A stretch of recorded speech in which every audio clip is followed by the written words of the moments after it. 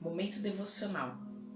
Então vamos lá, gente. Isaías 6:5 diz o seguinte: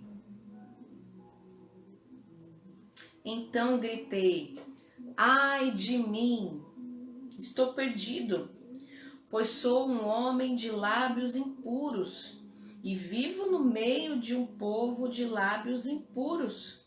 Os meus olhos viram o Rei, o Senhor dos Exércitos. Essa foi uma exclamação, do profeta, quando ele se viu, diante da glória de Deus, diante da majestade, ele se viu, como um homem de lábios impuros. E o interessante é que ele, além de se ver como alguém de lábios impuros, ele também se viu cercado de pessoas de impuros lábios, também que passam pela mesma dificuldade, pelo mesmo pecado, que enfrentam a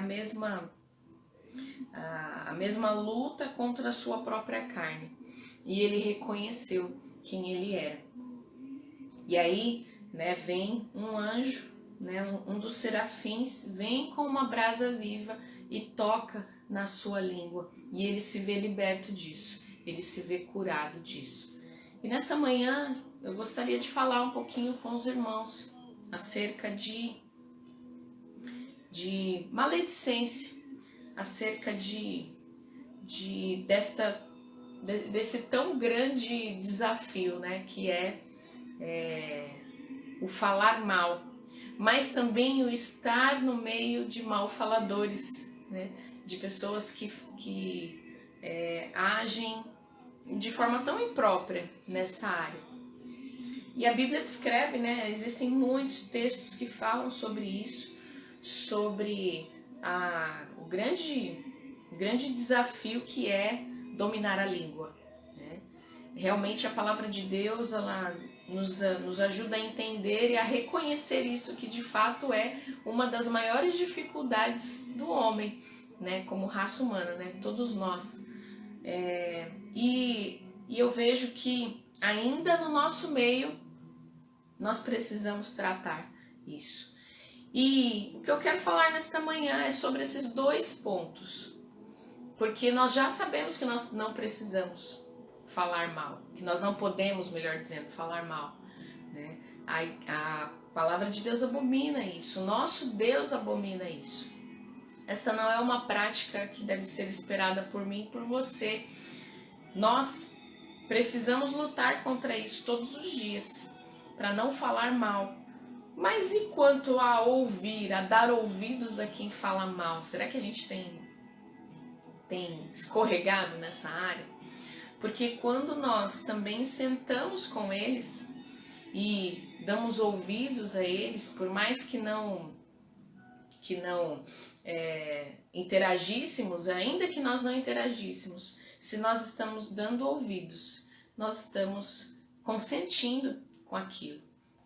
Então, hoje, que nós possamos ser despertados para isso, porque eu vou destacar aqui apenas um texto que nos alerta sobre esse fato, sobre essa situação, que nós não podemos sentar com essas pessoas. Olha só, 1 Coríntios 5:11 é um texto, uma orientação de Paulo à igreja de Corinto. O título desse capítulo é Imoralidade da Igreja. Ele já vem trazendo algumas orientações para a igreja do Senhor sobre a questão imoral. E lá na frente ele fala sobre se associar às pessoas.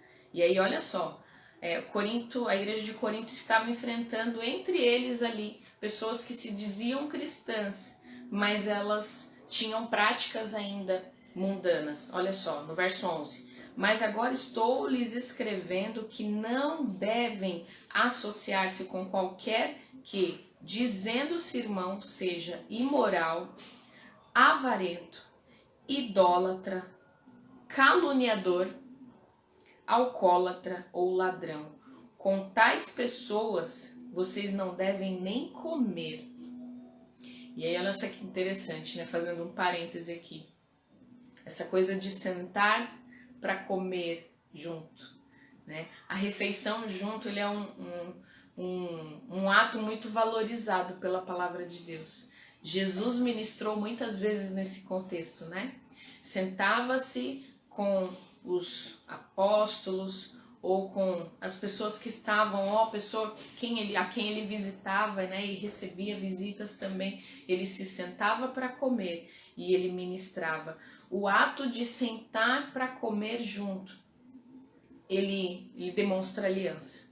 Ele simboliza uma aliança, uma associação forte que você faz com alguém, né? Quando você convida alguém para almoçar, seja na sua casa ou fora, você está fazendo uma aliança com ela. O momento de refeição é um momento marcante, né? E o Senhor, sabendo disso, Ele faz uso disso para ministrar a palavra, para trazer uma palavra, para apresentar Jesus, né?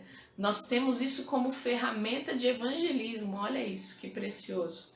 Mas da mesma forma, quando você se senta para comer com um caluniador, isso significa que você está fazendo uma aliança com ele. E se você não tomar cuidado, mas eu não conheço a pessoa, como identificar um caluniador? Eu estou sentando com ele, nem me imagino.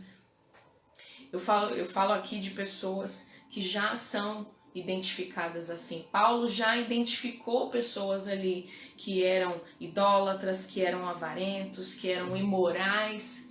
E sabendo dessas pessoas que se dizem cristãs e não são, não vou me associar a elas. Não se associe. Esse é o conselho de Paulo, para que nós não nos associemos com essas pessoas, porque se nós sentarmos com essas pessoas, darmos ouvidos a ela, né, nós estamos consentindo, nós estamos tomando do mesmo pecado que elas, praticando o mesmo pecado. Eu consinto com tudo o que ela diz a respeito de outros, como calúnia, como difamação. Isso é muito sério, isso é muito sério. Que o Senhor possa nos dar essa graça e ao mesmo tempo, e olha só, né? Porque nós temos também um grande papel e uma grande responsabilidade de não nos associarmos com essas pessoas, como também o dever de repreendê-las. Olha só, lá em Levítico diz o seguinte, Levítico 19, verso 16: não espalhem calúnias entre o seu povo. Tem até uma versão, se eu não me engano, na Almeida, que esse texto, ele usa espalhar calúnias, ele denomina como mexeriqueiros. Não sejam mexeriqueiros entre vocês. É o mesmo que espalhar calúnia, mesmo que espalhar notícias, informações que não vão acrescentar acerca de ninguém. Não se levantem contra a vida do seu irmão. Eu sou o Senhor. Mas aí ele continua no verso 17. Não guardem ódio contra o seu irmão no coração.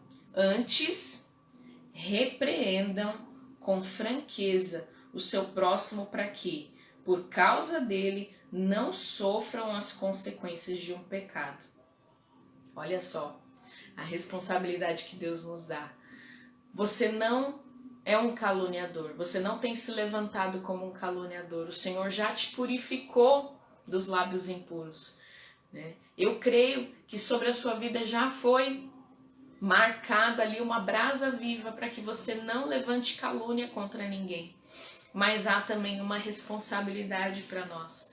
Nós não podemos nos associar àqueles que querem viver essa vida. Não vou andar junto com essa pessoa. Se eles querem viver essa vida de pecado, eles vão andar sozinhos. Eu não vou acompanhá-los e não vou me sentar à mesa com eles. Não vou. Mas eu tenho uma terceira responsabilidade, que é de repreender. Se o meu irmão tem agido assim, eu tenho o direito de repreendê-lo. E ele não pode nem reclamar. Porque se ele vive esta fé que eu vivo, e ele crê, ele precisa saber que ele está errado. Eu tenho uma grande responsabilidade. Que o Senhor nos dê graça e que o Senhor nos dê palavras, né? Porque aqui em Levítico ele nos orienta a repreender com franqueza, para que ele não sofra as consequências do pecado. E quando eu vejo o cuidado da palavra aqui, você vê que a palavra de Deus ela não entra em contradição em nenhum momento, né? A Bíblia diz também de falar a verdade em amor, que é justamente o que diz esse texto aqui de Levítico. Não vou me lembrar agora onde está escrito isso, mas falar a verdade em amor é justamente procurar ser franco, mas demonstrar misericórdia para com ela, porque você sabe por que você está repreendendo. Quando você repreende é para que essa pessoa não sofra as consequências do pecado dela. É com cuidado pela vida dela. Então repreenda. Não saia desse contexto, não siga a sua vida antes de fazer isso com essa pessoa. Porque ela precisa ser poupada das consequências do seu pecado. Porque se ela calunia, certamente ela vai sofrer as consequências e nós não queremos isso. Que nós possamos, em nome de Jesus, aprender com esta palavra, esta manhã e praticá-la. Porque com certeza, hoje ou amanhã você vai, né, se deparar com alguém assim. Então não se aliancie, né? Antes, repreenda. E repreenda com amor e com franqueza. Amém? Vamos orar. Que esta palavra fique no nosso coração, que nós estejamos sempre vigilantes, né? Porque nós sempre precisamos ter uma palavra, né? O Elias sempre desde que nós nos casamos, ele já era evangelista e ele sempre me falou isso, né? A gente sempre tem que ter uma palavra. E é verdade. Nós sempre precisamos ter uma palavra. Ah, mas eu não sou pregadora, ninguém vai me convidar para pregar em nenhum lugar. Talvez não, mas com certeza você vai cruzar com alguém que precisa receber uma palavra, seja de repreensão, seja de bálsamo. É por isso que nós precisamos, né, estar sempre cheios para transbordar para o outro, para transbordar para o nosso próximo, porque essa é a nossa missão. Você é cristão, você é cristã, com certeza foi incumbido disso, com certeza você recebeu dessa responsabilidade, desse privilégio tão grande. Amém? A Sueli tá compartilhando que hoje é aniversário do Rafa. Olha que bênção, gente. Eita, coisa linda. Vamos orar por ele. Louvado seja Deus pela vida do Rafa. Vou compartilhar com o pastor. Aliás, eu nem compartilhei, nem dei satisfação aqui, né? Mas o pastor tá lá na igreja. Lembra que eles estavam no desafio lá de pintar o estacionamento? Então agora é a segunda fase da pintura. Eles vão continuar porque a intenção é fazer uma vaga para deficiente ali, né? Então eles já estão aí nesse processo. Então hoje tem parabéns. Vamos orar, queridos, que Deus nos dê toda a graça, que Deus nos dê ousadia e que Deus nos dê aí esse coração que fala sempre a verdade em amor, alertando o nosso irmão. Amém? Senhor Deus Todo-Poderoso, obrigada pelo teu favor. Obrigada, Senhor, porque a tua palavra nos alerta e nos protege. Como é precioso, Senhor, viver pela tua palavra, Senhor. Viver, ó Pai, respaldados, apoiados nela, Senhor. Como é bom, porque a tua palavra zela por nós. A tua palavra, Senhor, nos cerca, Senhor, de cuidado, Senhor. Nos cerca, Pai, de orientação, de zelo. Por isso, em nome de Jesus, ó Pai, que nós possamos desfrutar, ó Pai, deste zelo, Pai, que representa a tua palavra, deste cuidado, que possamos, ó Pai, acatar o conselho, Pai, da tua palavra, o mandamento, Senhor, que está nela.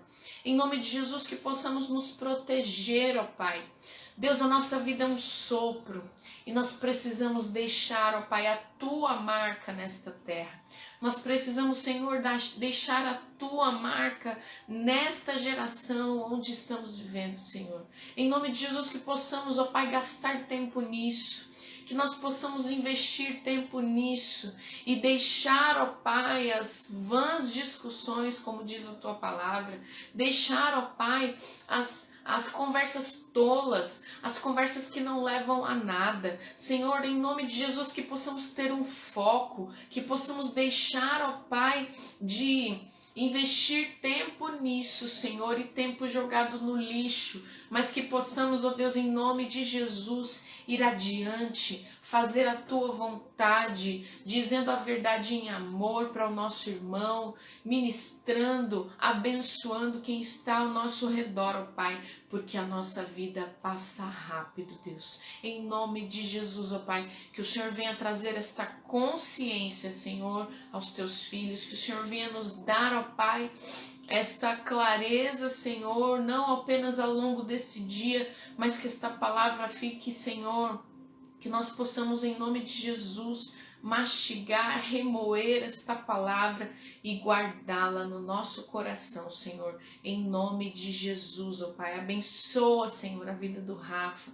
Nós somos gratos a Ti, Senhor, pela vida dele. Em nome de Jesus, guarda o Rafa de todo mal. Dê graça a ele, Senhor. Sustenta o Teu filho. Em nome de Jesus, continue encaminhando, Senhor, segundo a Tua vontade, Pai. Também pela Nanda, que fez aniversário ontem, Pai, nós profetizamos sobre a sua vida, Pai, dias, cada dia mais, Senhor Deus, uma vida mais profunda na Tua presença, uma vida, Senhor Deus, ainda mais desfrutando de intimidade contigo, conhecendo-te, Pai, é o nosso desejo sobre a vida da Nanda, sobre a vida do Rafa, Senhor, em nome de Jesus, ó Pai, abençoa suas vidas, ó Pai, para que o Teu nome, Senhor, seja constantemente glorificado, Pai, em nome de Jesus. Amém? Um dia lindo para nós, um dia lindo na presença do Senhor, que você tenha aí grandes oportunidades de louvar a Deus através da sua vida, através das suas práticas. Amém? Amamos vocês, bom dia, uma boa quinta-feira e 10h30, tamo junto de novo. Beijão.